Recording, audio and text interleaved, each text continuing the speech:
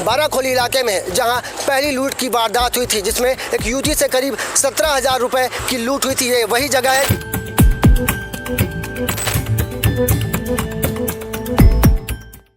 अगर आप अकेले कैश, जेवर या कोई कीमती सामान लेकर घर से निकलने की सोच रहे हैं तो जरा सावधान हो जाइए, क्योंकि बिलासपुर जिले में एक बार फिर लूट गिरोह सक्रिय हो गया है। दिन दहाड़े ये गिरोह लोगों को लूट रहा है। एक हफ्ते के अंदर अलग अलग थाना क्षेत्रों में 5 बड़ी लूट की घटनाएं हो चुकी है, जिससे पुलिस प्रशासन पर भी कई सवाल उठ रहे हैं। पुलिस से बेखौफ हो चुके लुटेरे लगातार महिलाओं और युवतियों को अपना निशाना बना रही हैं। पहली घटना तारबहार इलाके की है, जहां एक युवती से दिन दहाड़े करीब 17,000 की लूट हुई।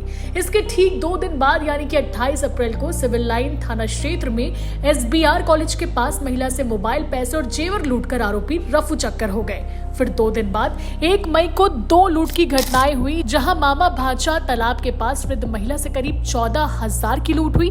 वहीं तखतपुर थाना क्षेत्र में भी महिला से दिन दहाड़े लूट की घटना को अंजाम दिया गया। इस दौरान महिला घायल भी हो गई थी। जब बदमाश बेखौफ हो तो लाजमी है पुलिस की कार्य प्रणाली पर सवाल उठना। ऐसे में न्यायधानी में लुटेरों के आतंक को लेकर जब हमने पुलिस प्रवक्ता से बात करनी चाहिए तो उन्होंने कुछ भी कहने से इनकार कर दिया।